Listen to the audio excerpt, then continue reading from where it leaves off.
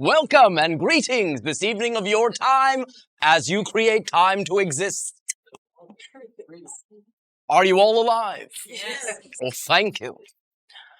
Allow me to begin with the following foundation.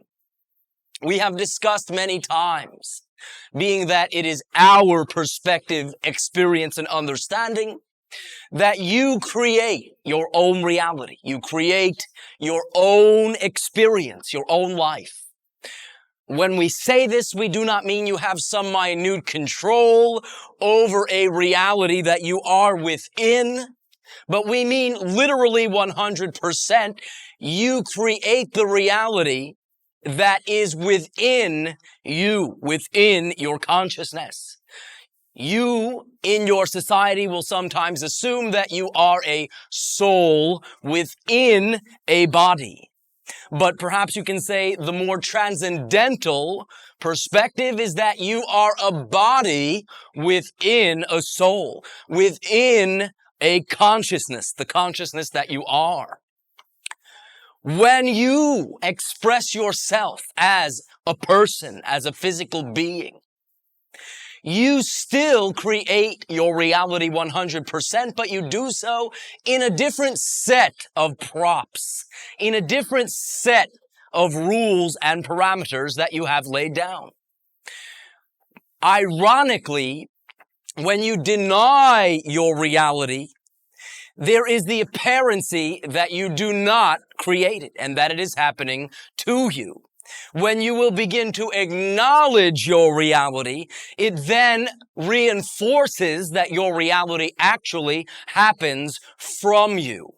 So therefore, acknowledging all within you is, in a sense, one of your windows or doorways to consciously creating your life. You have many beliefs, some of which you have chosen consciously, and others which you have taken for granted, or accepted someone else or your society's word about. Many of these beliefs are limiting in nature, and therefore, if you buy into these beliefs, while you are creating your reality, you create these limitations due to these beliefs. Now, very often the beliefs which limit you are beliefs which you do not prefer to have. So therefore, your society has a tendency to deny beliefs that you hold, that you do not wish to hold, somehow feeling that denying them will send them away and allow a new preferred belief to replace it. But in fact, the opposite occurs. When you deny a belief, you place more attention upon it, more weight upon it. And you may seem to be pushing it in the background, but you are literally stuffing it in a closet, a subconscious closet, and it will, in that sense, knock upon the door of that closet to once again give you the opportunity to acknowledge it or once again deny it. Acknowledgement is simply your willingness to say, all right, I do believe this about whatever the belief is. And that is all there is to it. And it can be that simple. Once you own that you contain a belief, then you can change it, for at least you have acknowledged that you are functioning from that belief. Acknowledgement is perhaps one way of saying self-validation. Now, what we will discuss this evening is a very simple tool.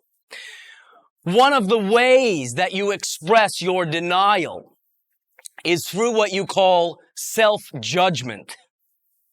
When you judge yourself for having a belief, you then are not in full acknowledgement of having that belief.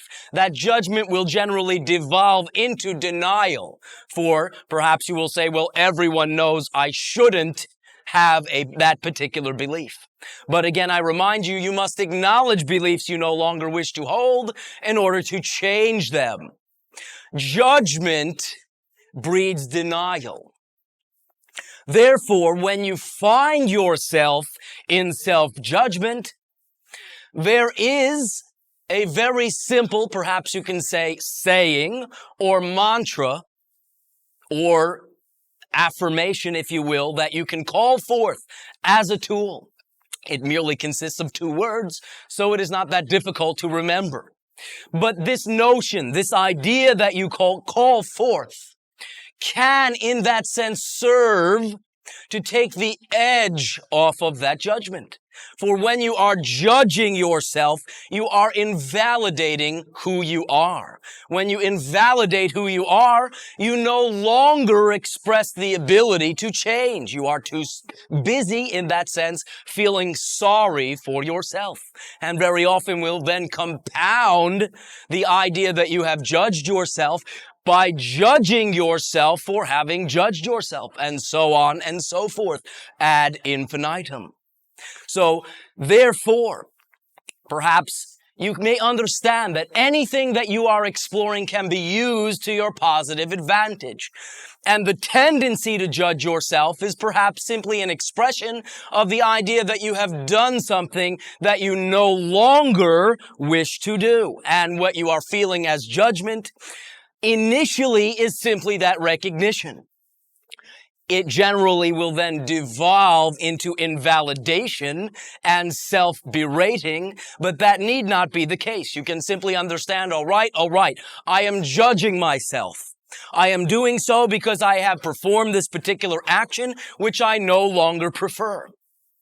Now, here is where the tool comes in. And again, we always, in that sense, intend that anything that we share with you is as simple as possible, so it becomes accessible, usable, and applicable in these situations. So for one moment, with me, perhaps, if you will, close your eyes. Picture yourself in the midst of self-judgment, in the midst of self-pity. Oh, poor me, why is this happening to me? This always happens to me, so on and so forth. Allow yourself to feel the accompanying, perhaps generally negative emotions. Allow yourself to feel how it feels to judge yourself. And then allow yourself to blank your mind.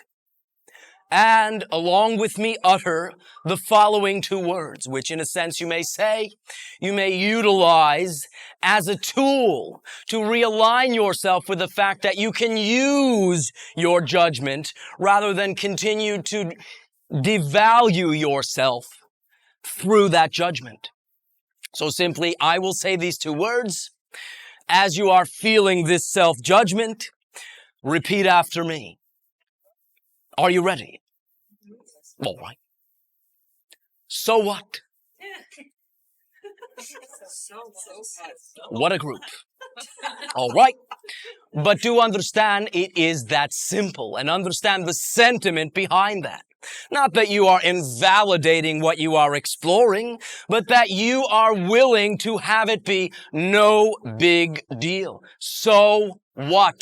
I did this thing. I have allowed myself to see that I no longer prefer to do this thing.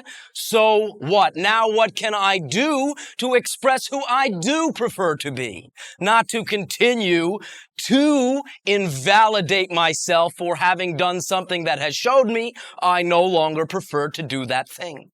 And simply having this attitude, big deal, so what? I now realign with who I desire to be, can allow you, many times in a slightly humorous fashion, to remind yourself that it is simply not worth invalidating yourself with how far you have come in your reality. It merely does not serve a positive purpose. It serves only the negative purpose to allow you to continue to disempower yourself. But just as you have the ability to assign weight and meaning and judgment, so do you just as well have the ability to say, big deal, so what? All right, I will use even this. I will use all my creations. How does this serve me exactly the way it is? That is the way a conscious creator approaches situations. Not why is this happening to me, poor me, but how does it serve me?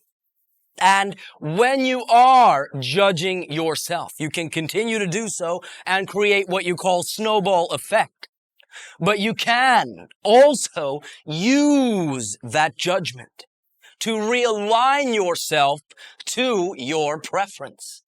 And therefore, even the judgment, which now will become quite momentary, will have served you. And everything can serve you, even that.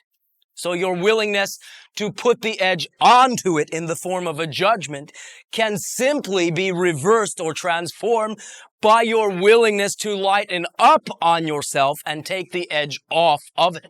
While you are within self-judgment, you paralyze yourself for action. For you are, in that sense, literally insulting yourself and then taking it personal that you have been insulted. But it is not necessary to allow the judgment to devolve to that stage. You can use the fact, again, that you have the discernment within you to see that when you do something you do not prefer, yes, there is an effect. Yes, there is an awareness that allows me to know I tried that, but I won't do that again. And if you do something that you do regret and would normally judge yourself for, it balances it out when you decide not to do that again and do not. Just as it would balance out if someone else were to do that thing back to you. So you can experience what you put out as getting something negative back and have that be one form of establishing balance or karma. But another form is to allow yourself to learn and then transform your actions. That creates a balance as well. Though that balance is self-integration, self-definition, and is not what you would call retribution. Assuming that you need experience the results from the receiving end of anything you have perpetrated is not completely the point of balance. It is obviously one way to do that. I need not tell you, societally, this is obvious. But balance is simply a recognition and the performance of an action upon that recognition. So anything that you judge yourself for can be used and balanced without having to set up a reality where you then allow yourself to be victimized to create the balance. So saying so what in that sense is a step toward doing so, is a step toward using the judgment to allow yourself to create the balance in an integrated, growing and learning way, versus again, reaping upon yourself a similar action from another direction, which then again usually will result in creating karma in the style your society creates it for the new perpetrator. But this is all an agreement. You all buy into this, and this is why you seem to have a common experience of it.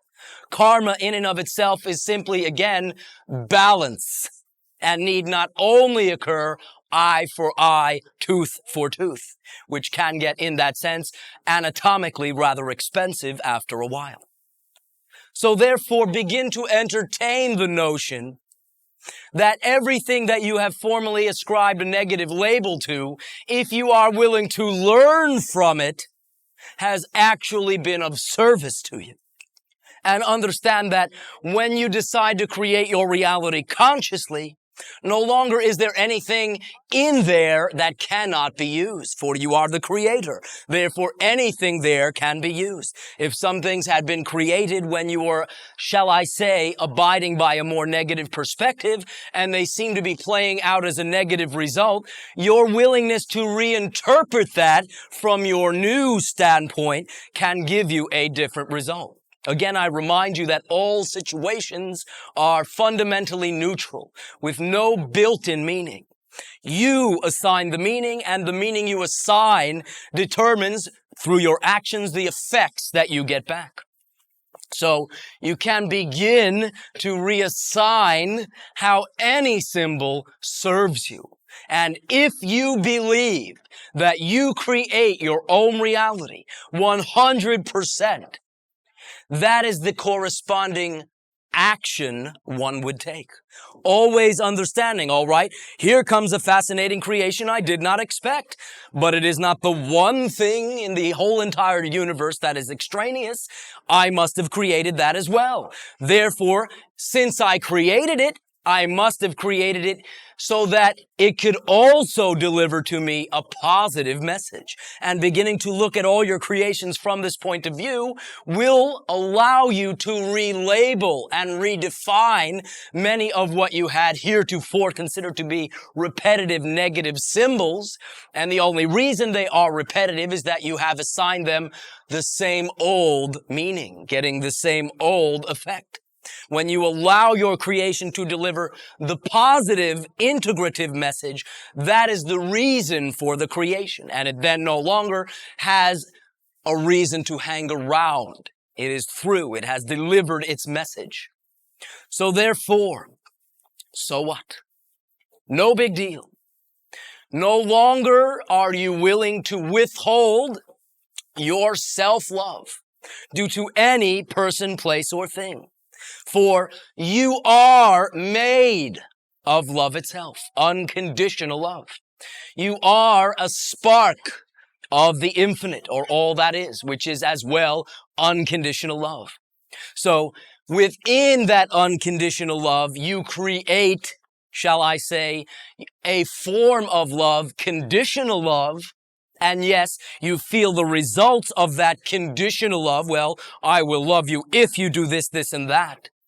But because you fundamentally come from unconditional love, and what you call God, or what we call all that is, always loves you unconditionally, it is not that difficult to tap into that emotion, into that feeling, for it is constant and it is fundamentally what you are made of. So as you are exploring conditional love, perhaps now you will also begin to explore removing those conditions one by one. And generally, one other way to define judgment is when you conditionally love yourself. Do not fill one of those conditions. Remove that love, perhaps you can say seemingly temporarily. That is the result of judgment. And continuing to judge, in that sense, has the effect of continuing to invalidate yourself. Continuing to invalidate who you choose to be. And then you are not acting like a creator. You are believing you do not create it, and your life reflects back to you reflections, scenarios, and individuals that seem to reinforce that you do not create your reality. Whatever you believe will always be reflected back to you in the external reality. So you can create the apparency that you do not create your own reality, but the paradox is you are creating even that. So therefore can never truly escape your creations. But you can begin to take responsibility for them. You can begin to do so not in the form of blame, but simply in exercising your ability from this point forward to continue to respond. Responsibility. It is an inherent, shall I say, characteristic of you all.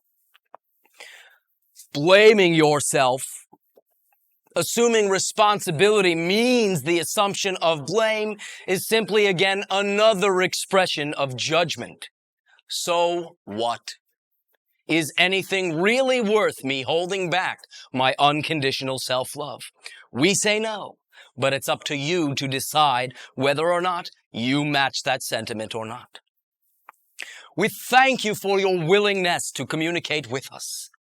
Our society takes what we are sharing with you for granted, but it allows us to appreciate from a new point of view how we already live and what we already create when being allowed by you to interact with you. For in that sense, communicating in this way reinforces to us the joy that exists within our reality and allows us to communicate with you because you have decided individually and collectively that you are ready. Only can you understand anything that I am saying. Only can you appreciate anything that I am saying because you already contain it within yourself. Otherwise, it would make no sense. So your society has come quite far in being able and willing to entertain these notions, thereby allowing us enough commonality to interact with you in this way. This brings us joy, and as a society, we interact with many societies, sometimes in this indirect way, and many times directly face to face. This is an exciting time upon your planet. You, perhaps sooner than you might imagine, will become aware of what your government has been aware of for many of your years, that there is the existence of extraterrestrial societies. It is unlikely that ours will be the first that you are aware of, though perhaps you can say we will be one of the first. But from our perspective, we are, in that sense, because you have allowed us, one of the first to communicate with you as equals. For in this interaction, in this style of communicating, you will treat me as an equal. Up till this point, were we to land and communicate with you face to face, we still find, shall we say, a great tendency to concentrate on the messenger many times at the cost of the message. So this format allows us to communicate, allows you to sit comfortable, and allows you, in that sense, to directly interact with us. And this brings us great joy. In that sense, we are also honored by your allowance, for only could we interact with you with that allowance. And this is how all reality actually works, for nothing can take you over. Only can you match a particular energy and then create your version of that experience. But you create your own reality 100%. And even what you would perceive to be outside influence is simply you agreeing to create your own version of the intended influence. No one ever or nothing ever can influence you until you choose and decide to create the actions which then may seem from your end to be as though you were influenced, but you perform the action. Therefore, any joy that you may find in interacting with me, any insight that you may derive in interacting with me, is simply a reflection of what you already contain. And I will always remind you of that. For your willingness to interact with us in this way, I once again thank you and ask you now how I may be of service to you. Sharing. Elan, Ice. could you say something about the big now and time travel and how we can communicate? How does it happen? How is it possible? And I'm talking about the big now. That means everything is now. I understand that part, but Well, all right. Do understand that although you speak about the past and project what you call a future, only ever do you experience right now. It is always right now, even right now. No matter again what you presume to be a continuum, only ever is it now. And when you, in a sense, feel, to continue what we had said before, that you are influenced by a past, you are simply right now recreating an action which reinforces that influence. But once that, shall I say, past now has passed, it no longer has any effect on you other than what you assume that it does. You always create in the moment. If there was not this mechanism, if you did not create in the moment, what you call momentum would be possible. But because in any given now moment, you can simply choose and decide to create from that moment, thereby immediately transforming any tendency in any moment, momentum is actually an illusion. You always exist right now. You always know what you need to know right now. Now is the only moment you ever exist and ever have. Now, what you call time travel in that sense will be the result of what you call linear time. The apparency of before, during, and after. Again, always experienced as a now, but there is the apparency of this progression. Therefore, you create an agreed upon stream of time. You agree a common stream of time. And your society, therefore, exists within a particular bandwidth or frequency representing the stream of your creation of time.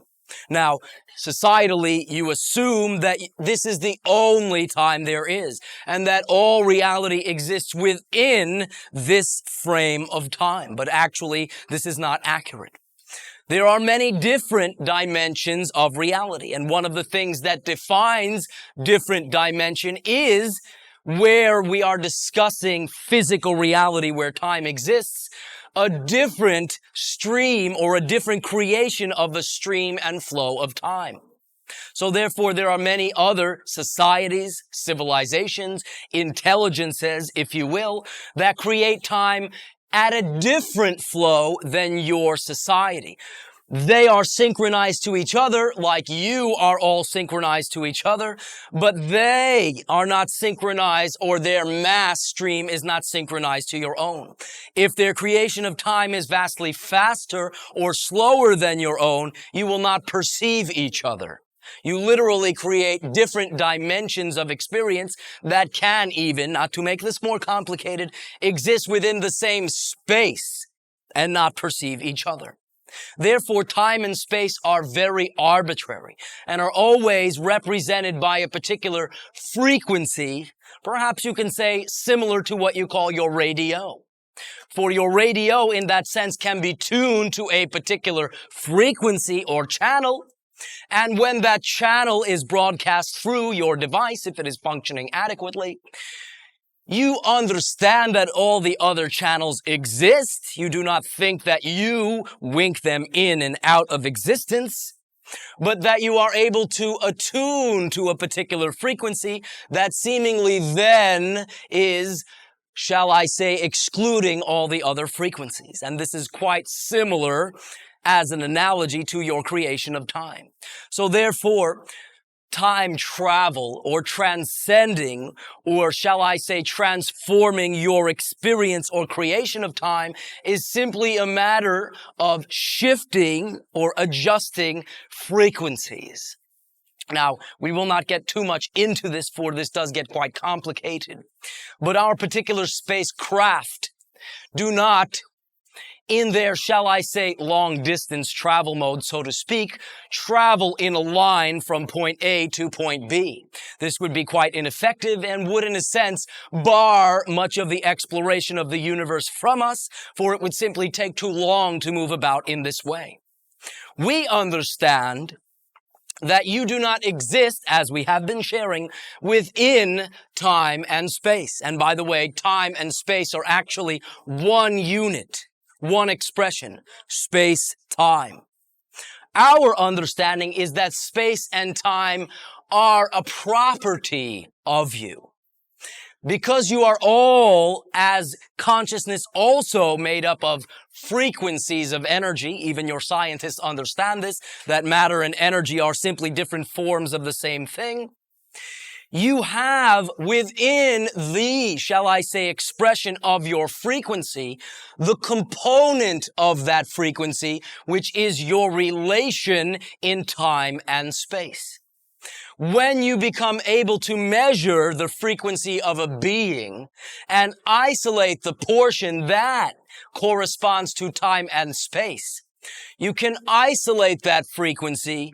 You can remove the portion of the frequency with time and space and reinsert a, shall I say, slightly differing frequency that corresponds to another time and place. And simply the effect will be then immediately, with no corresponding time, taking up residence at the new place, but also at the new time in that that is part of the frequency. Now, I understand that this is quite complex, but this is as simple as I can put it. Does this answer your question? Yes, it does. So if you're 500 years ahead of us, Well, this is an arbitrary figure. We create time at a different rate than you. We create time approximately 10 times faster than you do. So a 5-minute stretch, this is quite arbitrary. We do not even experience time quite in the same way as you do. But were we to create minutes upon our planet, a 5-minute stretch of ours and yours would simply not overlay unless we synchronized our creation of time. So speaking about where I am in relationship to you will constantly change, since what you experience as 300 years of your history along your timeline would be experienced by us as 3,000 years along ours. Proceed. So how much time has passed since last time we had a session at the same location? My particular experience is that it is one long interaction.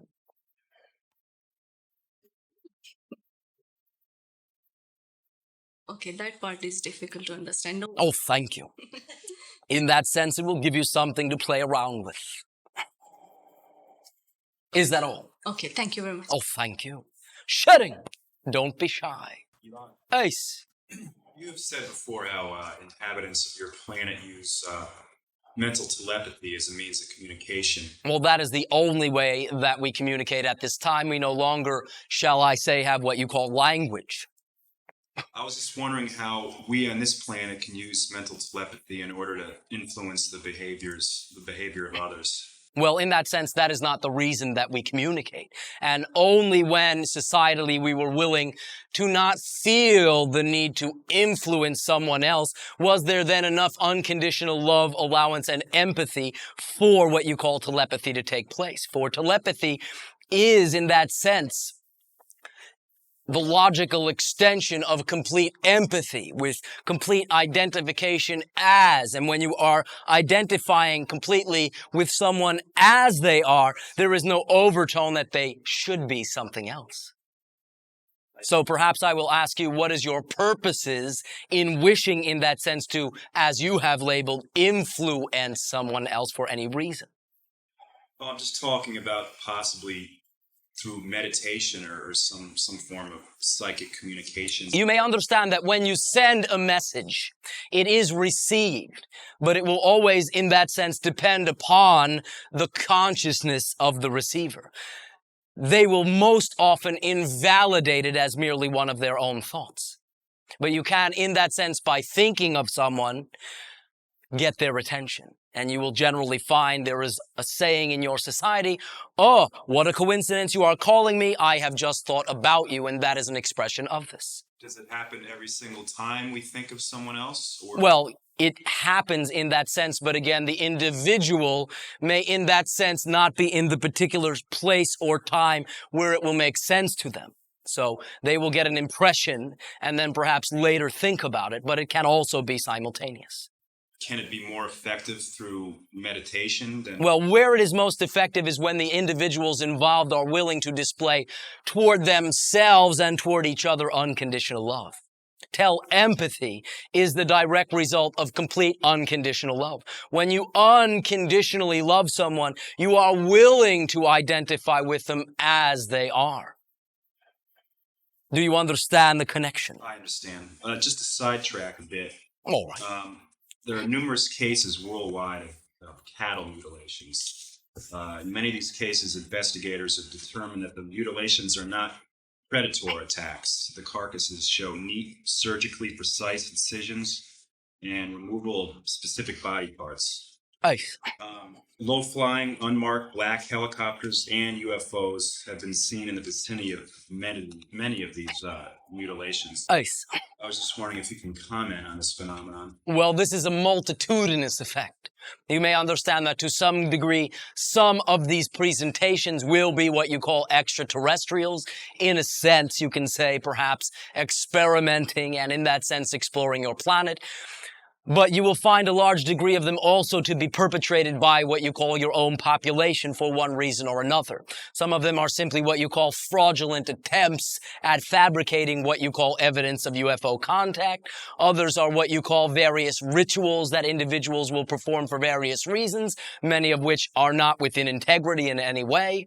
And some of them will be what you call simply illegal scientific, shall I say, explorations from members of your own society. So it is a number of different effects. What exactly are extraterrestrials looking for in those instances where they've been involved? Well, perhaps you may understand that your own society, when exploring your own planet, your own environment, your own physiology, your own anatomy, will in that sense compare the anatomy of all the various species. So it is simply in a way, or in that way, an expression of the ongoing exploration of your planet and everything that is upon it, and also understanding you as a species. But it is not our particular society that is responsible for any of these. Which society is it? Well, there are more than one. The ones that are generally referred to as reticulum will from time to time be responsible for this. I read in UFO magazine that one person claims to have made contact with a certain group of ETs who claim that there's certain enzymes in cattle that are needed to preserve human beings in space. That is not our particular perspective. We understand that that is one of the, shall we say, hypotheses. But it is not our particular understanding. Now, there are certain ideas that can be from time to time utilized as sustenance, but that is not the overall idea, or you would find far more of an occurrence of this. I just have one more thing I'd like to point out, and that'll be it. All right, proceed. Just to mention this UFO magazine that I read, this past issue. Scientists studying psychotronics, which is the interaction between mind and matter, claims to have made psychic communications with ETs in an experimental setting. And he offers this view of their relation to us, and I'd just like you to comment after. All right. From my point of view, the human race is an offshoot on an experiment of theirs. We have been modified several times in the past. I think that's why there's no missing link, because the beings who came here interfered with the natural evolution of the Earth. Well, perhaps you can say enhanced. Interfered is quite arbitrary. Do proceed. The evolutionary process was speeded up by bringing certain genetic characteristics here and implanting them. The time is approaching when they are going to interfere again. It is not so much the time is approaching for them to quote-unquote interfere. Again, enhancement would be, perhaps you can say, more of an accurate adjective, but perhaps you can say the day of the rejoining is something that will occur within your lives. What sort of enhancement are you speaking of? Perhaps you may understand that there were, in your ancient history, very, shall I say, human-like beings that you would consider to be advanced, that were generally regarded and then rendered through your historical literature as gods. They were not. They were much as yourself. And perhaps you may understand that they intermingled with your early population, and that perhaps you can say the enhancements would be the results of the benefits of their own evolution. And in that sense, their interminglings with your society and the time frame in which they interacted with your society then fuzzes the line to even call them extraterrestrials, for in many ways they are also terrestrials. Is there something else you wish to discuss? No, thank you, Elan. Oh, thank you. Shutting. Elan. Ace. Greetings. Greetings. You just mentioned that the time of the rejoining is going to be within our lifetime. There is a high degree of likelihood behind that. Yes. With whom specifically, or as specifically as you're willing to be at this time, are we going to rejoin? And what form will this take? You will understand that once there is the information worldwide about the existence of extraterrestrials. Many of the, shall I say, attitudes regarding what you might colloquially refer to as non-interference will begin to be eased. And perhaps the most specific I am willing to get is that you will, in a sense, have the opportunity to have a reunion with some ancient friends. And how will this affect our concept of ourself, our point of focus, and how it is we choose to, or what it is we choose to direct our attention to? Well, the idea is that it will be a reflection of the shift in your point of view from perhaps you can say now to then. It is not that it will have so much an influence upon you as be a statement of your transformation and the degree to which you societally now will allow such a thing. I see. Because presently we direct our attention in certain characteristic ways. Economic development, development of technology, and the like. How will this interaction with, quote, extraterrestrials or ancient friends shift our focus, change our attitudes about what's important and what's not so important? Well, again, this is quite arbitrary. As many people that participate within this, there will be that many perceptions of what is occurring. Shall I say again that that is what you will find out, and that is part of the joy of the discovery. But your technology will be perhaps a bit further along if this is to occur by that time anyway. So we're developing along a line that's going to enable us to technologically blend with these beings? Well, to some degree, there will be less of a dichotomy at that time. And you will then not feel any hint of what you call an invasion, for that is not at all the point. Perhaps you can say their old interaction with you, perhaps in that sense may have seemed more along those lines, but their decision to no longer interfere in your society and allow you to grow on your own was heartfelt and will therefore be honored. But you say there'll be more cooperation in the future, more interaction as opposed to interference. The idea is that only will that style of interaction and cooperation result in a reality that will allow such a reunion. Elan, if I may, a parallel question. We have the apparency of linear time. We have the experience of starting out with very little knowledge and ability as youngsters and developing knowledge and ability. Well, that is not completely accurate, but I understand what you are describing. Yes. Much of what you call childhood knowledge is invalidated and ignored. And many times again, individuals are taught out of what is natural for them. Therefore, having originally assumed the natural point of view, was originally in a position of knowingness. But we understand what you are saying. Proceed. Yes. And as we look around us, some people are more knowledgeable, capable, and effective than others. And some are more learned, some have more productive lives, some make a more significant or certainly a more significant contribution to their society. Well, according to particular points of view, perhaps, but no matter what anyone is exploring from the aspect of all that is, it is a perfect reflection and example of that particular exploration. Whether it is what you call integrative, which would perhaps seem more like serving the community, or negative or separative, it is still an expression. It still has value. Yes. My question is, as beings, do we actually develop in some type of linear sense that such that knowledge and abilities that I develop in this life or this time frame will enable me to move into more advanced type of inquiries and interactions in the future? Well, many of you create that apparency, but it is simply an apparency. It is simply one way of experiencing it. Again, remembering in your pristine state, from the perspective of your oversoul, it all exists simultaneously. So it is again simply a shifting of the point of view from that simultaneous existence. Let me phrase the question this way. Oh, please do. Is the learning that we're doing, the developing of abilities that we're experiencing, is this essential to our personal evolution? Absolutely not. It is simply the exercising of the option because it exists.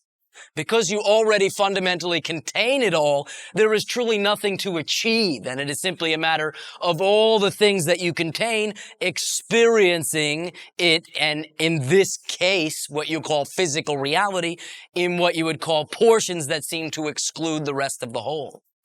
Growth in that sense is truly only an apparency. It is truly more fundamentally, more foundationally isness, experiencing something because it is an option. Does that make sense? Yes. Can we say then that one can spend this lifetime being a relatively uneducated third world street person? And come back next lifetime as Gandhi too, yes. That is possible. It all exists within the soul of the individual. If there is the, shall I say, strongly bought into belief that growth is the process, then you may create through that belief an apparency of such growth. But ultimately, when you rejoin with your soul, you will understand it was all simultaneous. And is it not the case that an infinite number of aspects of ourselves are involved in an infinite number of activities right now, simultaneously? Well, yes, but one of the definitions of this physical reality is to not be aware of that. And again, to be most accurate, you actually filter out 99.999% of who you are to experience the other 0.000 on and on 1%. And from my point of view, am I not the higher self that has all these aspects? And from every aspect, from their point of view, are they not the higher self that has all these multiple aspects? Well, put it this way, each point of view will seem to be the point of view that all the rest of reality merges into as you explore and expand. Does that answer the question? Yes, it does. Thank you. Oh, thank you. Is it, Elan, Yes. is there Greetings. Hi. Wondering if you could help me understand why we've created the AIDS virus in our own reality. What are we learning from it that would be positive? Well, there are many different things that you are learning, and again, precisely there are as many things as individuals that explore it. But what you are, in that sense, overall exploring are several themes. One is what you call the balance of the male and female energy within you, and not denying either energy, since you obviously express both. Female energy simply being the portion of you that is represented by receptivity, and male energy simply being the portion that is represented by activity. And you all contain both expressions. The denial of this creates to some degree a resistance, and in denying this will allow individuals to express it in many ways, one of which is the breaking down of their own resistance. But the other idea altogether that is being explored is the fact fundamentally that you create your own reality, for it is not, as you say, terminal. Not inherently. Individuals believe that it is, and this is why they are experiencing it. The moment they understand they quote unquote have it, they buy along with that a bill of goods, that it is in that sense terminal, and therefore fulfill their own prophecy. This is broadcast on your radio, broadcast on your television, in your newspapers and magazines every single day to reinforce this belief. Here is more evidence. Here is more evidence. And individuals in tandem create more evidence. But the bottom line is that you create your own reality, and that reality is a reflection of you, not something that you exist within and the forces within it can get you. So it is also a direct symbol of the idea that reality can creep in and attack you. And it is also, in that sense, a result of individuals feeling they need to defend themselves against whatever, and therefore that statement, the need for defense, is the same statement as saying, I believe an attack is imminent. So there are many different points of view that come into play, many different ways that individuals will utilize viewing their empowerment and disempowerment. This is merely a symbol of it, and you will find coming out of the woodwork more and more individuals who quote unquote cured themselves, generally through what you call meditation and visualization. Does this make sense, or is this too simple? No, Elan. One moment. Are you still there? Oh, I'm here, yes. Does that make sense? Yes, it does make sense. Thank you. All right. Ace. Hi. And to you greetings. What about cancer now?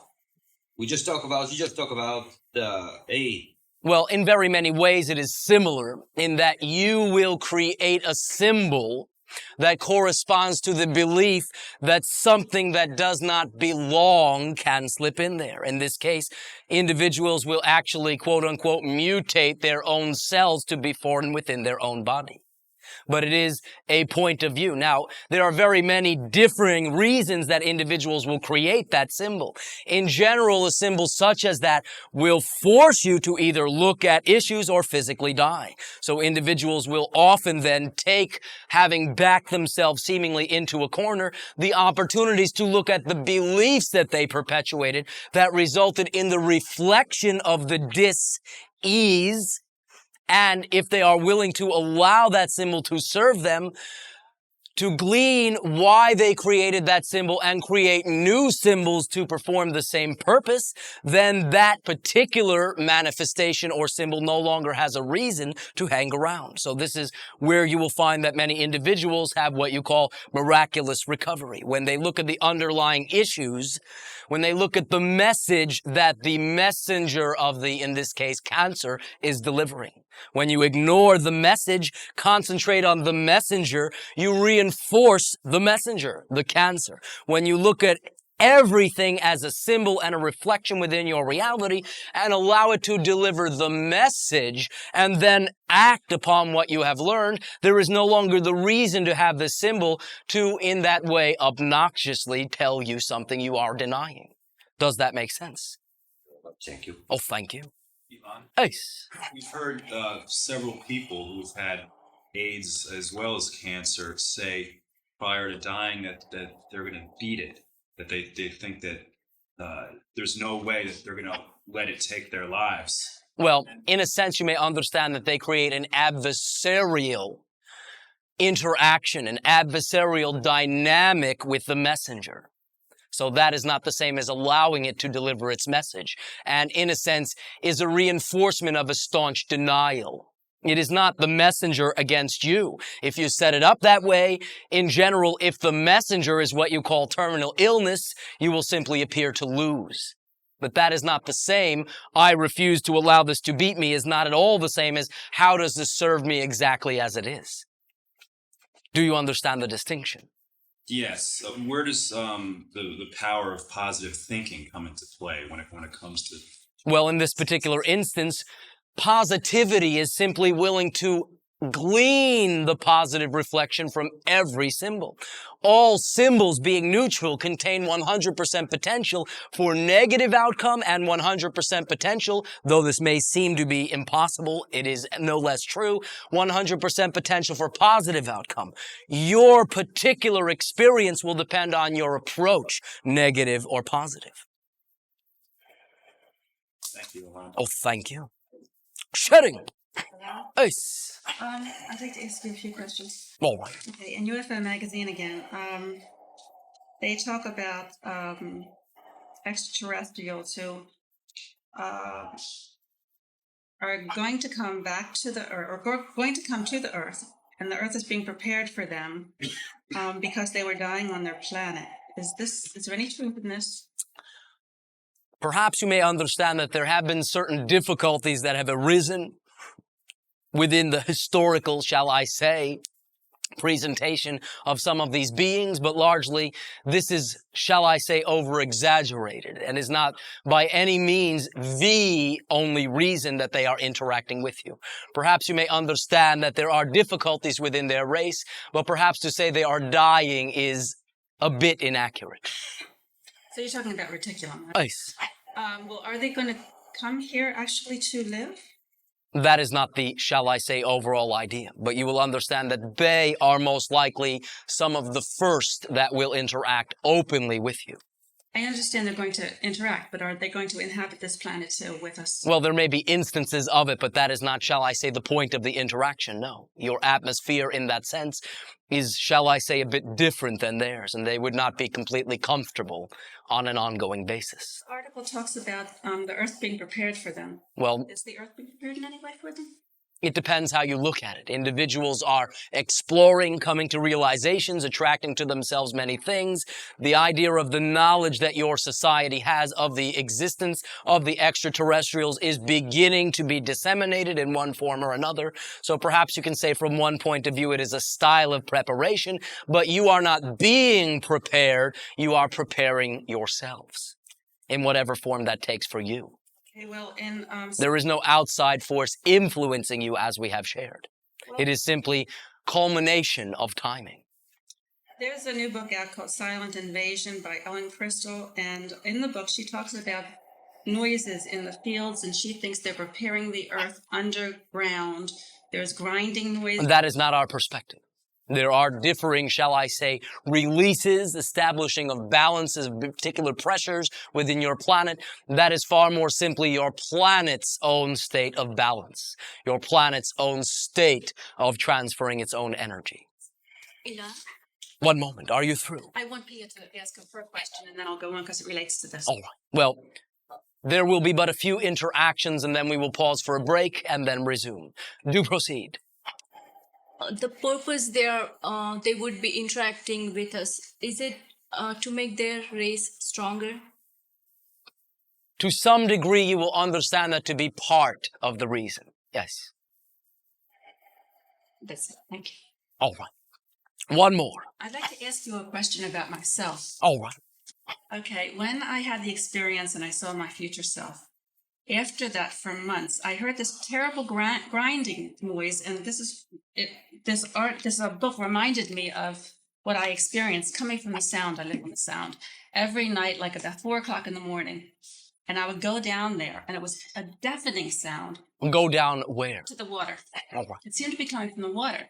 There was no activity at all. All the lights were out, and I just couldn't understand it.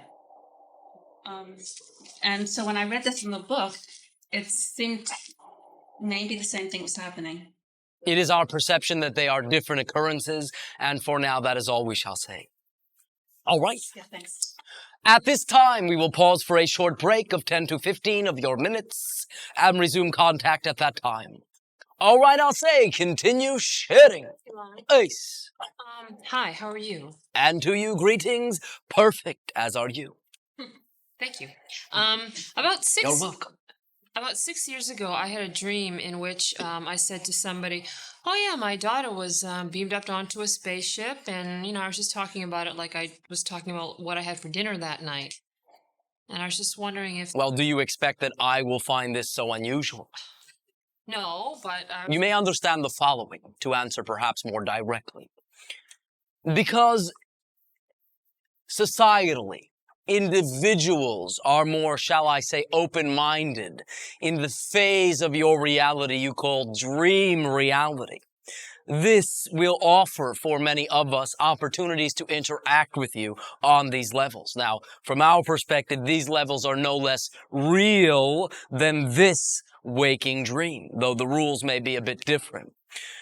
You will understand that what is referred to as the Reticulum Society, one of the extraterrestrial societies that you, in general, will associate with the phenomenon you call abductions, which we call temporary detainments.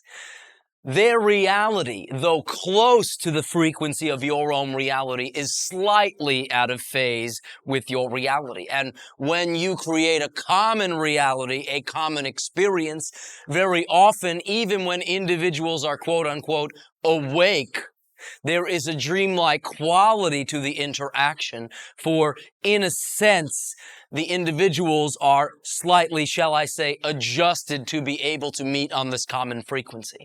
So in many ways, you may understand for many of us, what you call your sleeping dream reality will be closer to our own reality and therefore far easier to communicate with you in.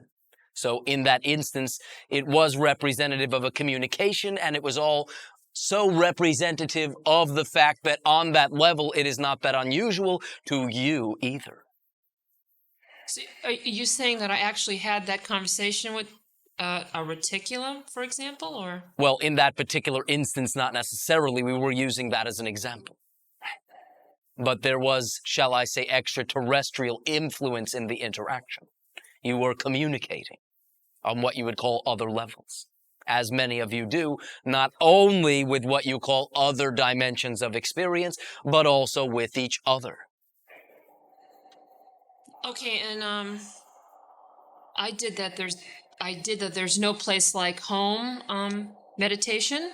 All right. And For those present, that is simply an interaction whereby we, in that sense, led what you would call visualization onto one of our mother craft, which will represent a very large cylindrical spacecraft, approximately 1 to 10 miles in length, that will then house many other smaller, what we will sometimes call scout craft. Do proceed. And while I was there, I had this vision that I was taking a baby out of the river, and we looked into each other's eyes, and I said to this baby, "Do you want me to be your mother?" And he said, "Yes, yes." And I was just wondering if you had any idea of what that. Well, in a sense, you may understand this to represent possible or probable future realities. It is not contemporary to your own time stream necessarily, but is also illustrative of the fact that you have complete choice and make the decision to interact with us in what you call future lives or not. Okay, so that So that is an option should you make the decision to do so. so that baby was representative Of a possibility. not from the earth. Yes. Correct. Okay. Is there something else? Well, in that dream I had where I said, oh yeah, my daughter was beamed up onto a spaceship. Was she? I mean, The idea is that you were recognizing that there is communications taking place.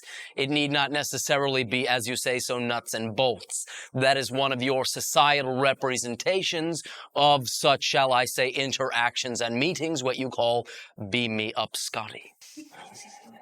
so am I having some kind of relationship with some other people, some extraterrestrials that I'm not consciously aware of now? To cut through this, I will simply say that many of you will interact with our society directly in your dream realities, and that is what you have been doing for quite some time. Oh. But why are you surprised by this? I guess I'm not really. Oh, thank you. It's just interesting. Oh, thank you. Thank you. All right. On. Ace, are you through? Mm-hmm. Greetings. Proceed. So what you're saying is that every time we have a dream about extraterrestrials or a UFO, that it's somehow communication. Well, not necessarily, but many times it is. It can also be a symbolic representation of things you are viewing within yourself that you consider to be most alien, literally. So it can be one or the other. It can represent literal contact, literal interactions, and it can also, in that sense, represent symbolic reflections within you, things that you are exploring. It depends. Many times what you will find you are interacting with in your dreams are you, externalized, different points of view and versions of yourself. Yeah. For example, I recently had a dream where I saw a spacecraft landing on Earth amidst a large group of people, and people were just running everywhere and pandemonium, and people were... That is what you could call a parallel reality, which will not play out in your own reality. You may understand, though, that you were playing out one of the underlying fears archetypally, societally, that your particular civilization will create as one of the possibilities of when we interact. And that is not our desire. We, in that sense, await, perhaps you can say, not that we are hanging out here waiting for you, but await the day where you will validate and integrate and view us as equals. And perhaps you can say this is one of the prerequisites to our physical interaction. We are not coming down to save anyone. No one is drowning. You are all just fine. Thank you. And when you are willing to act that way and take that responsibility, we can then meet you on equal ground, equal level. We have nothing to offer you that you do not already contain, and simply wish to interact with you in love as equals for the mere experience of doing so and no other hidden agenda. How can we distinguish between extraterrestrials communicating to us through our dreams and our own subconscious? For now, if you are to find that the information that you derive in what you call such a dream is positive, empowering, unconditionally loving, for all intents and purposes, it will represent some type of communication or your willingness to at least entertain the notion that such a thing is possible. So it is, perhaps you can say in many ways, an invitation that you place. Thank you. Ace, female, then male. I've been reading quite a bit lately about Ascension. All right. In what way? In what context? Well, that we're going to move from the third and fourth dimension right into the fifth, and so is the planet Earth. Well, you will not skip fourth directly into the fifth. Fourth will represent empowered, more limitless physical experience. And believe me, you would not want to miss that. Because as you begin to integrate and expand, your frequency literally is, shall I say, increased. The ascension or the moving up refers to a, shall I say, shift in your personal frequency. So it is not literally being taken up in that sense, and you will still maintain a degree of attachment to a physical reality, though again your exploration of it will not be from the perspective of separation and limitation. Okay, and the planet Earth is also going to go through this transformation into the fifth dimension? Well, again, not skipping fourth, but you will perhaps move in tandem. Now, it will be up to you whether you move in tandem or not. Many will choose to do so. And what happens if you don't? Then you have the infinite number of other possibilities of, shall I say, experiences to explore. For remember, you are an infinite being, and focusing in on this reality only, you are assuming a finite point of view. There are, perhaps you may understand, many more options than you are allowing yourself to now see. So there won't be a need to have an evacuation, per se, of the Earth? Oh, no, no. No? No, the idea is that in doing so, this would be a statement by us that you need our help, that you cannot create it yourself. It would be a reinforcement of your own disempowerment, and that is not our purpose. That would not be treating you like an equal. We understand that you create your own reality, and we allow you to experience the results of those creations. It is not that you are only allowed to explore the positive. No. All that is also unconditionally loving and allows you to explore anything.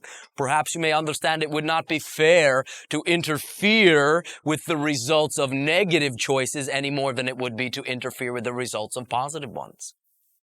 Now, this is, shall I say, a common misconception upon your planet. And there is the idea that this ascension will be a physical uplifting, but it is an upliftment of your vibratory frequency, which results in you expressing yourself as still a physical being, but more expanded. Your abilities will seem to expand. You will begin to, in that sense, have more of a loose relationship of what you call energy and matter. And in that sense, at some point in the development, be able to, shall I say, interact with energy and matter, seemingly, as you say, producing things from thin air. You would not want to skip this. And you say that's in the fourth dimension? That is what you are on, perhaps you can say, the cusp of right now. You are now, shall I say, exiting or beginning to transit from third density reality, which is in this octave of reality represented as a limited, separative, non-integrative physical reality where there is the apparency you are within the reality. Fourth allows you to expand your physical expression, still experience it, but only create the effects of positive through choice, through desire, and allow yourself to express limitlessness and what you sometimes then refer to as mastery, but not in a dominating way, simply in allowing your energy to flow effortlessly. Thank you. Oh, thank yourself. You have done it all. Elan, Ace. has there ever been any human beings on your planet? Well, actually, yes. But being that my planet would seem to exist in your future, they would be humans that have not yet been born upon your planet. Now, perhaps this does not make much sense, but the idea is a few generations down the line, there are individuals who will eventually visit our planet. Now, it is not altogether out of the question that some of you will have that opportunity, but it will depend upon the timing in which you choose to view us as an equal, which will allow us to, again, interact with you face to face rather than one time removed as you are seeing here. Now, understand also that in what you call your dreams, your nighttime sleeping dreams, you can also visit our society, visit our planet. Literally, it will seem just as real as one of your real seeming dreams. And all that it requires is when you are, as you say, dreaming, when you simply realize you are dreaming in the dream, then you may understand that you are creating that dream. For you know analytically that you're lying in your bed, but yet in the dream, here you are standing in a room or whatever. Once you realize you're dreaming in the dream, you can change the dream, for dreams are a result of your belief. You believe something and immediately the scene appears around you. In this reality, when you are awake, you have an idea, you do something, you perform a series of actions, you get a result, and then you get your reality. In the dream reality, you simply think or shift your belief, and the whole reality seems to change around you. This is why many times one dream will seem to go from one dream into another that has nothing to do with it. You will wake up and say, why did I not find that unusual in the dream? That is because whatever you believe in dreams immediately can be experienced without having to act in between. What I am getting at is when you are in a dream and realizing you are dreaming, all you simply need to do is think of me and think of how it feels when you are interacting with me, how I allow you to feel. That will, in a sense, dial you in, if you wish, to our phone number, to our address, and you can actually then have the experience of physically seeming to visit our planet. Do you understand? Yes. Have you had such a dream where in the dream you knew you were dreaming? Not quite sure. All right, you will. So simply pay attention. Okay. We thank you. Thank you. Is that all? Yes. If you wish to share again, please do. Shedding mail. Greetings again for the first time. And to you. My question pertains to consensus reality versus individual reality. All right, you are speaking about your own individual consciousness versus the mass consciousness. For there is also within the electrum of your planet, the electromagnetic field of your planet, a mass mentality, which also perceives itself as a single individual, but is made up of the combination of all of your, shall I say, consciousnesses. Do proceed. There have been isolated societies on our planet that have had abilities which most would consider superhuman. Ice. When the isolation disappeared, then so did the ability in general. Not always. Not always true. A society that could run faster the older they got, for example, is one example. All right. It leads me to wonder, what power does consensus reality have over what individual reality I would prefer? It has only as much power as the individual assigns. So therefore, many or most of you assume your laws of physics, for instance, gravity, are the laws. And therefore, you will not, shall I say, sincerely entertain the notion that it is simply an agreement you have made.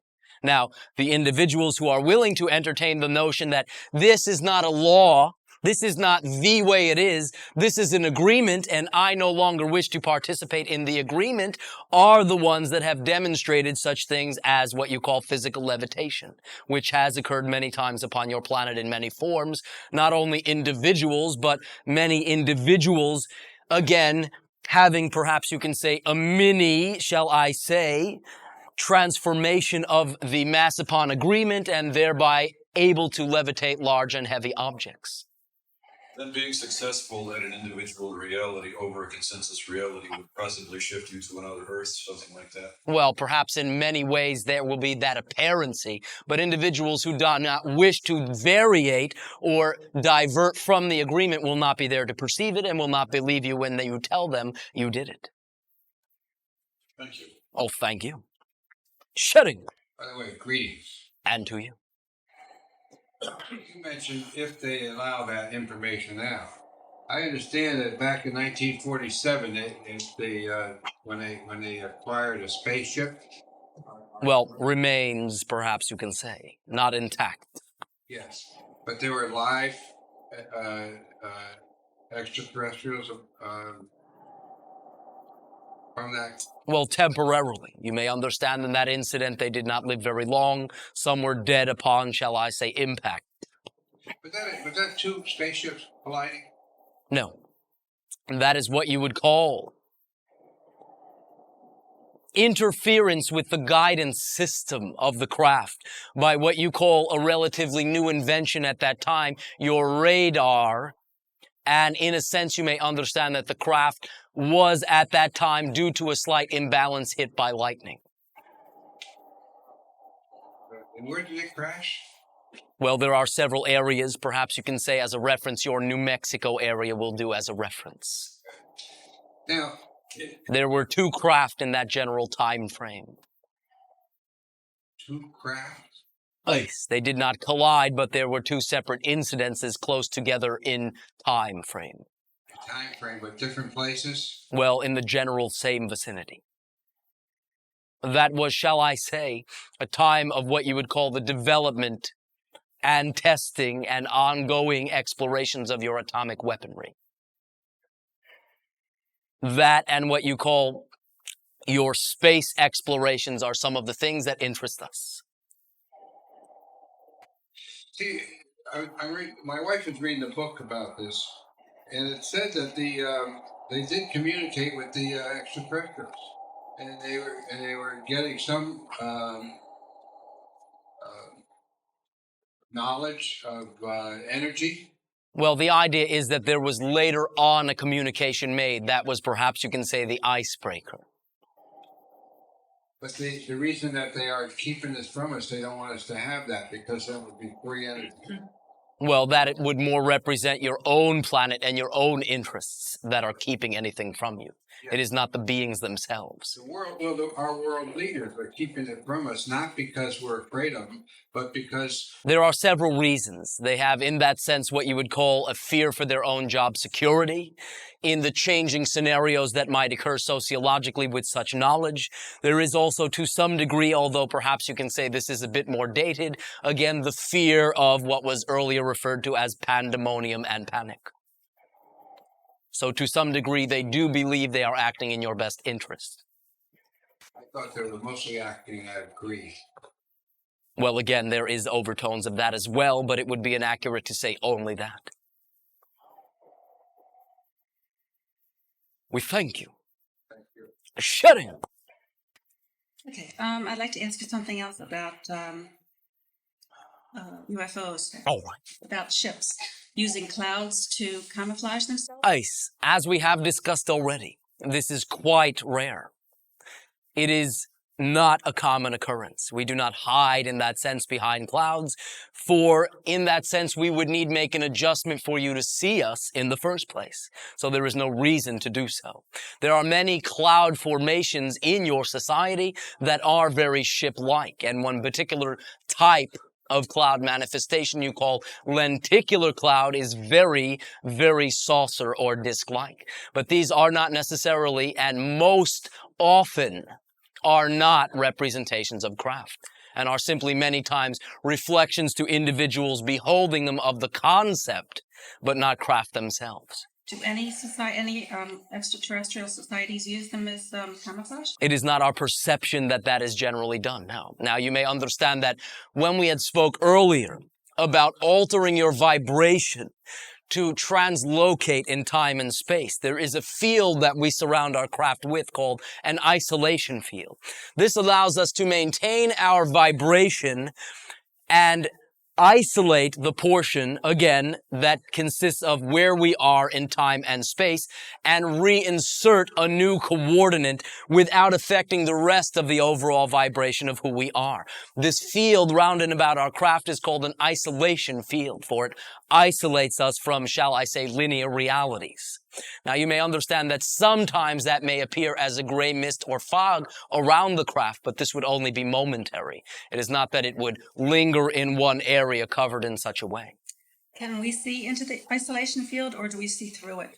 Well, in a sense, perhaps you can say you would see through it, but only after the craft had manifested in your reality. So we don't see the craft at all, or we see through the craft? Well, if the craft is attuned and aligned and synchronized with your time stream, you would see it. If also you had within you the agreement to see it. So the isolation field around the craft can be here, and we might not see it at all. Perhaps you are misunderstanding. The isolation field is a very short-lived effect. The point is that you may, in a sense, see a craft momentarily with a haze around it, but it is not in general that you will see it as being covered by cloud.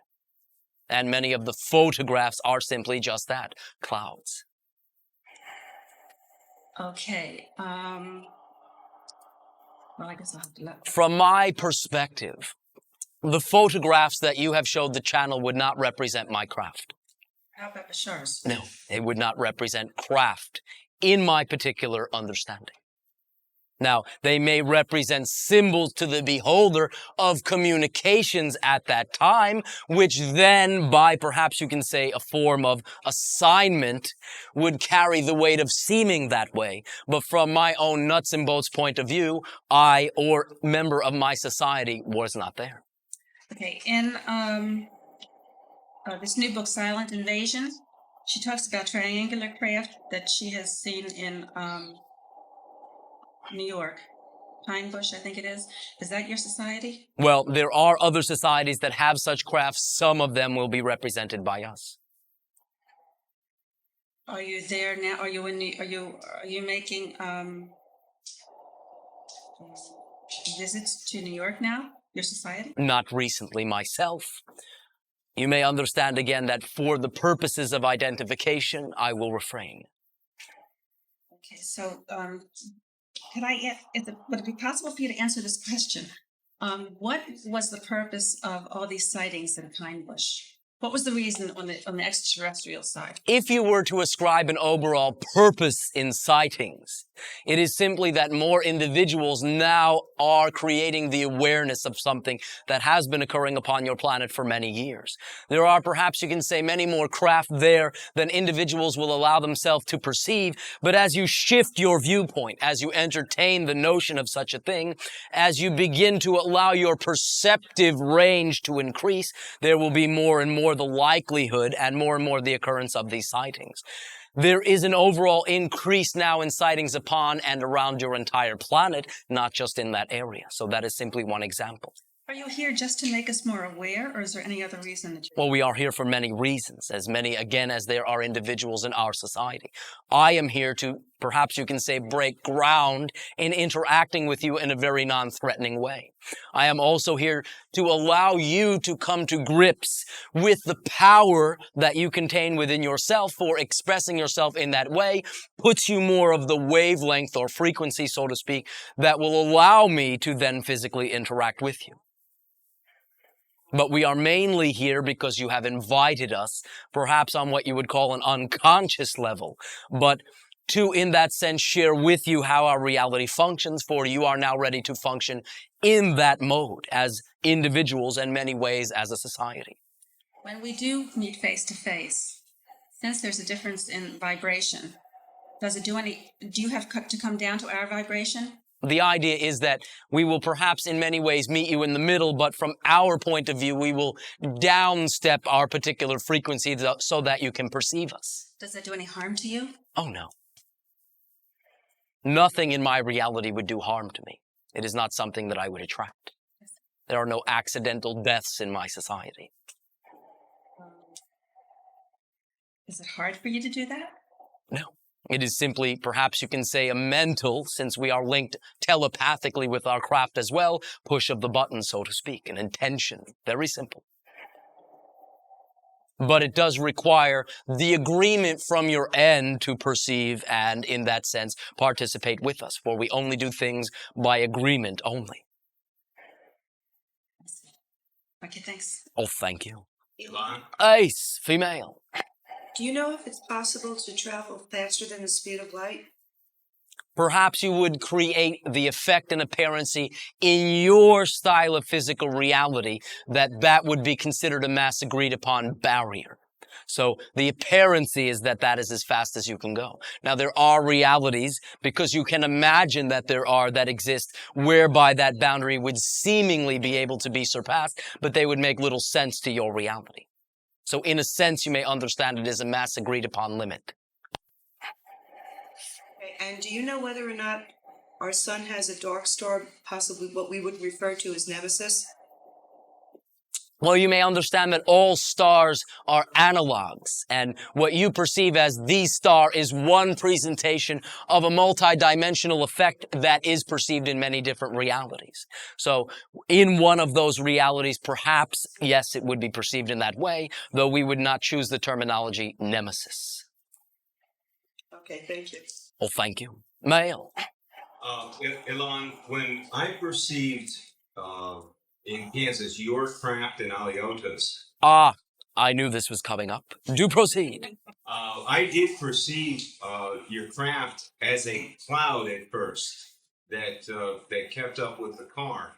Well, in a sense, but we were not hiding. We were simply acclimating in that case. And that would be one of the exceptions, which is why I expected you would speak up. So that was a longer process. That did not occur as long as you are remembering. It was quite short. I see. Now, is it necessary for you to attune to our vibrational frequency in order to perceive us? Well, in a sense, in order to interact with you in this way, it is automatic, and I do not perceive that I am doing anything. In order to perceive you physically, yes. Yes. So in order for your craft to make visual observations on our planet, you would have to be within a particular bandwidth of reality. And it can still be outside your perceptive range and still within the overall range of your reality. So there is the possibility of perceiving you without being visible to you. Oh, I see. And do you have instruments that allow you to observe phenomena that are not at the vibrational frequency that you're attuned to? Well, yes, but perhaps you would not recognize them as instruments per se, for they, in that sense, are attuned, and again, this is quite colloquial, to what you would call our brain. So what you would understand is rather than there being view screen, there is the activation of what you would call center of the brain that processes vision and then provides a three-dimensional image directly, which might be perceived as me as being seen, but is actually being thought. Getting back to the idea of transcending the speed of light, warp drive capability, as portrayed in Star Trek, certainly it's a possibility because we can conceive it. Would it involve a type of isolation field? Well, in a sense, yes. And that is one of the ways that it would be transcended only, whereby the inside of the craft would seemingly have a different creation of the stream and flow of time than the outside of the craft. So yes, very perceptive. Now, is that variance between the frequency of the craft and the surrounding physical space what allows the craft to travel through areas where there's dead stars, etc., without interacting with them physically? Well, again, understand that our particular mode of travel is not that linear. Now, when we appear within a particular reality, we can then travel in a linear way. But were we to, for instance, explore a star, there is also the possibility of inserting ourselves slightly out of phase with the star itself. So therefore not be affected by the matter of the star and be able to, perhaps you could say, explore it far closer than you would ever deem possible. Well, if you will, I'm referring more specifically to the mode of travel that's depicted in the Star Trek series. Well, perhaps you can say that that is not completely accurate to our understanding of what will be accessible to you within your foreseeable future. I see. So, in fact, that's not the way that we're going to develop in terms of travel. It's not really a possibility. There is more of a likelihood that you will begin to glean and experiment with our style of travel for any, shall I say, significant traversing of any interstellar distance. So in other words, in a linear way, you are limited to exploring your neighborhood. Now, in your society, while you have the technology to create an isolation field around the craft and change your time-space coordinates, do you as individuals have the ability to project such an isolation field around yourselves mentally, such that you can appear somewhere else in another time? Absolutely. And in societies that we interacted, that more would understand that symbol, this is what we do. In your particular society, which is exploring technology, we simply, shall I say many times for your benefit, will utilize that particular tool or expression. But we understand that we are creating the effect and the technology is merely an external symbol of that creation. So it will depend upon who we are interacting with and what will be acceptable to them for the interaction. So if you wanted to appear on the surface of a planet, would you be able to just be there as opposed to beaming down via a transporter? Well, in a sense, though in general I will still travel in my craft. There have been instances whereby I and many other individuals have done what you are saying, however. It is not something we will choose to do upon your planet, for it goes against the grain of the agreement, and would in that sense, perhaps you can say, result in individuals, shall I say, fearing the loss of privacy. But you do have the capacity to move from the craft to the planet's surface without using a transporter per se. Ace. I see. Now, in an earlier interaction, you gave me an exercise for breathing. Breathing in one nostril, breathing out the other nostril. Ace, but this was in that sense relevant to you, your own history and your own understandings. It is by no means the only way to do so. Simply something that rang a bell with you. Yes. Now, I have been using that, and I find it, I do it every morning, and I find that it really helps me to focus it helps me to focus in the moment. It gets me out of my sleep state and into my clear intention waking state. Although I've not experienced the phenomena of the sweating and the vibrations and the like. It is our suggestion that you also do this from time to time in the evening rather than the morning. Is there any additional? For there is in the morning that idea that you will be moving into your reality. In the evening, you have more leeway. I see. Can you give me an idea of the time frame? How long I have to do this in order to get the effect of the sweating and the vibrations? Well, again, understand that it is not a goal to do so, but that upon connecting in that way, that may be some of the physical effects initially due to your own resistance. Now, you can bypass this altogether by simply going with the flow. They are resistive effects. Now, you said there would be a phenomenon at some point as I practice this technique. Would you like to comment on that phenomenon at this time? I already did. That is something that you will discover, and I would not in any way endeavor to take away from you the joy of that surprise. Now, Aliota has assured me every morning that we are traveling at night. And I've begun to make the clear intention at night before I go to sleep that I will do such travel and that I will have complete and total recall. Well, perhaps it may behoove you to simply understand that your recall will occur where and when necessary and not one bit more or less. So begin to trust, if I do not remember it, this is not the time to need to remember it. If I do, well, obviously now's the time.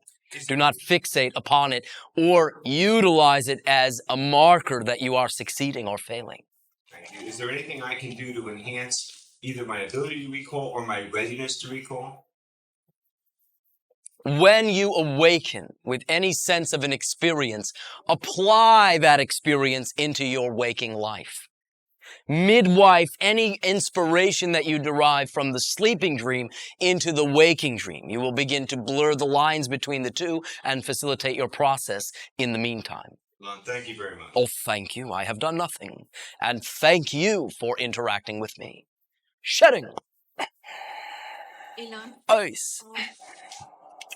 I'm having a little hard time to form the question because it's difficult to put it in words. But many people say, if we create our reality, how come we don't know about it? How come we don't seem to have the control? And the agreements, if they were made on some other level, what's the use? Shouldn't we know about them? Well, first of all, when you acknowledge that you create your own reality and begin to entertain the idea, many of these things become more apparent. When you use your creations rather than deny them, when you take what you have created and transform it to the positive, many of these reasons, many of these agreements become obvious. Where you seem in that sense to cut yourself off from knowledge of the agreement is through the self-judgment, through the denial.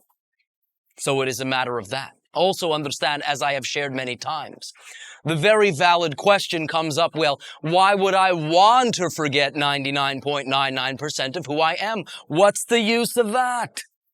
Fair question. When you are all-knowing and all-seeing and contain it all, there is a nuance, a level of experience you cannot experience, and that is experiencing something as if it is new, learning, surprise, discovery.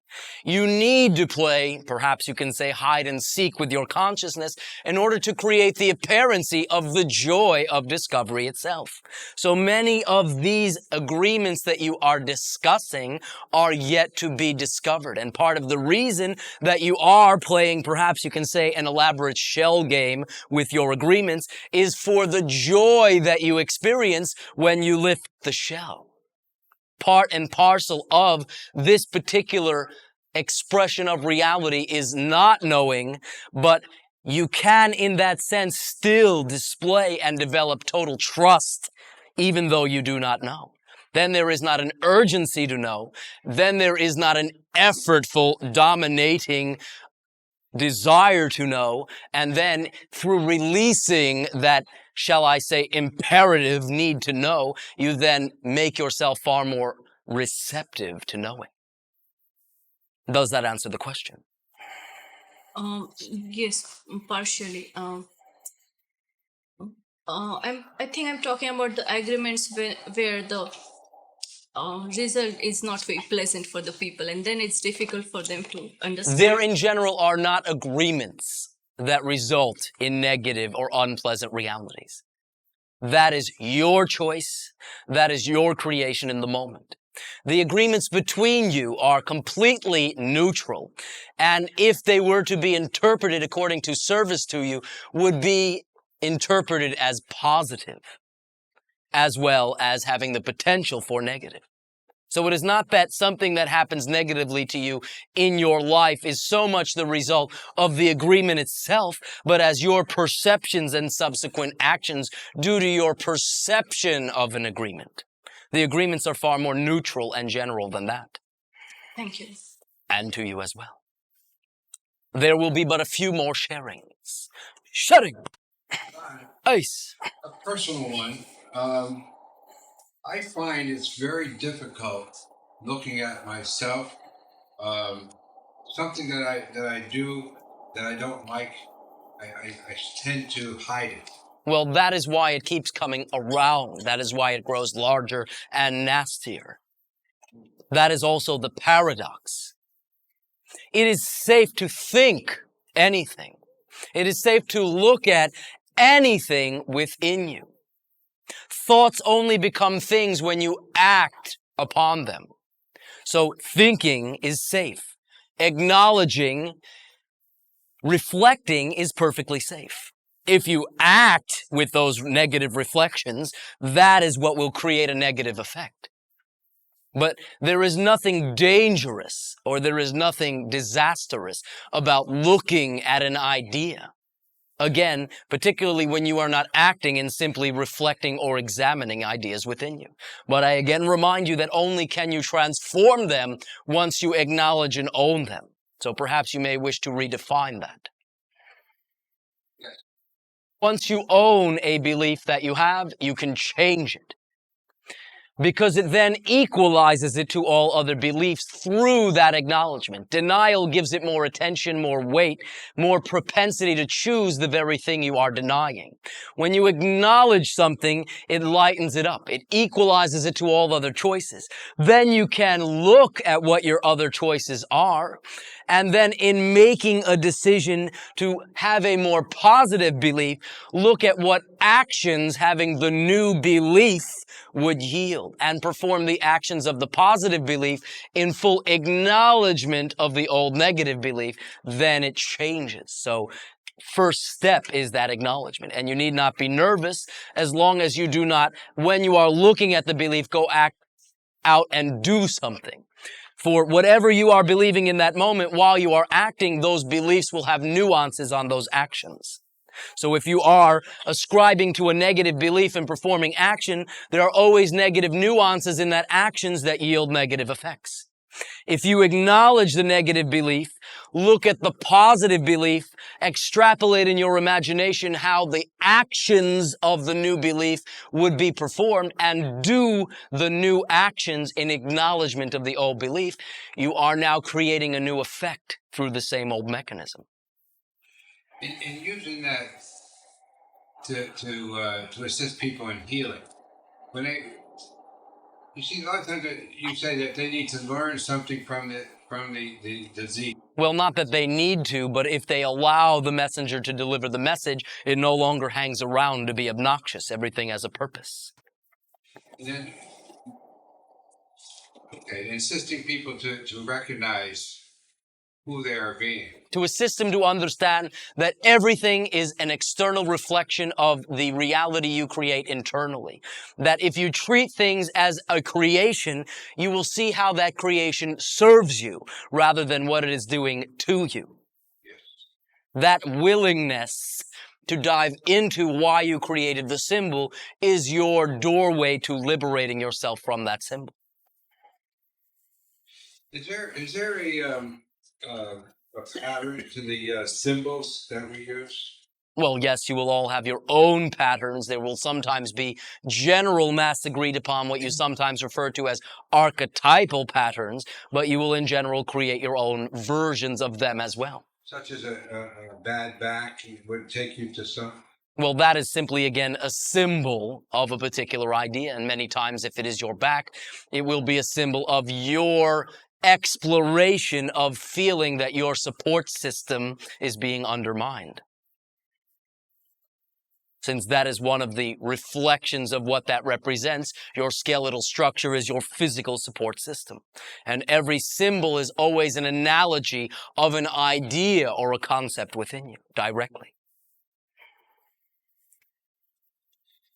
Thank you. And to you. Shedding.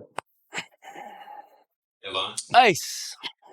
Elan, our style of civilization has gone through major shifts throughout our history. We've had the industrial age, and then we had the atomic age.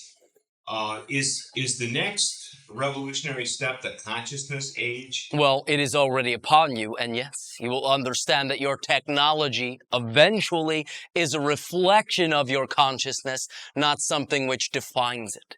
And understand also that only can you technologically make such advances when first the blueprint is laid down, when first the thoughts are entertained and allowed in consciousness. So a transformation in consciousness would literally also have preceded each of the aforementioned, as you have called them, revolutions. Is this going to open up the possibility of this of a style of technology that's more similar to your own, where there's the interfacing between mentality, what you call physical mentality, and machinery? Yes.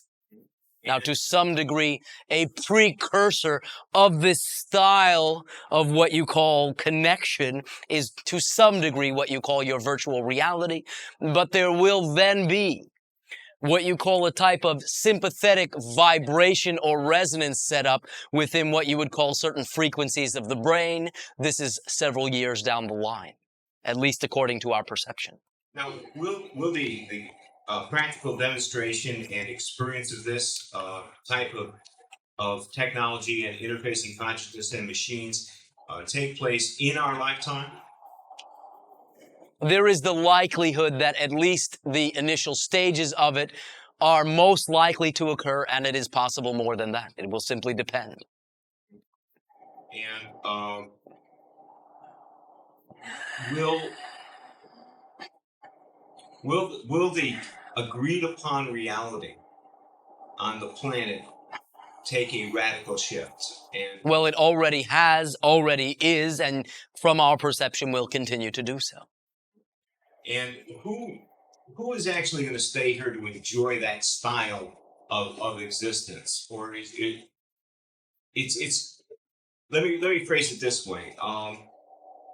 The population that's here on the planet, they're not all going to stay and enjoy that type of transition in technology. Well, perhaps that will be an apparency, but you will understand whatever reality you are within will seem to have complete continuity with this reality.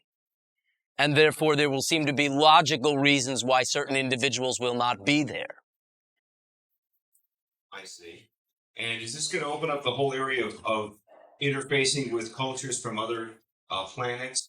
Well, as you open up to your own individual selves and begin to acknowledge the portions you have formerly hidden within yourself, then things which are externally reflective as being hidden in your external reality will follow suit, and we are a representation of such an idea.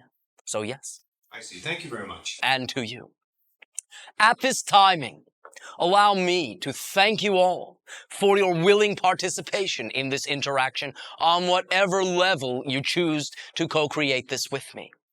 When I suggest utilizing as a tool for, perhaps you can say, transforming self-judgment, the statement, so what?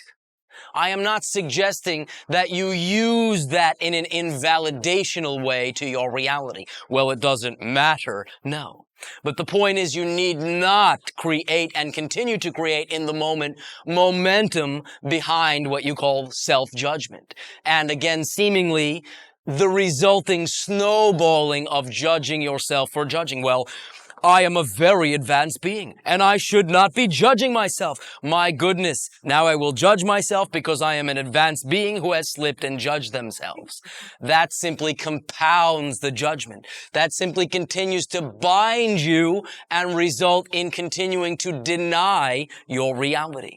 Self-judgment is a tool that you use to contain and to continue to create the apparency of being separate from your environment, of being within your reality rather than the reality existing within you. So anytime you use so what to break the ice, anytime you use so what to realign yourself to who you choose to be, rather than to assume and assert and continue to affirm who you do not choose to be, for each time you judge yourself, you are saying, I am this. And the this is something you do not prefer. I am this, and the this is something you do not prefer. Self-judgment perpetuates the very things you are judging yourself for.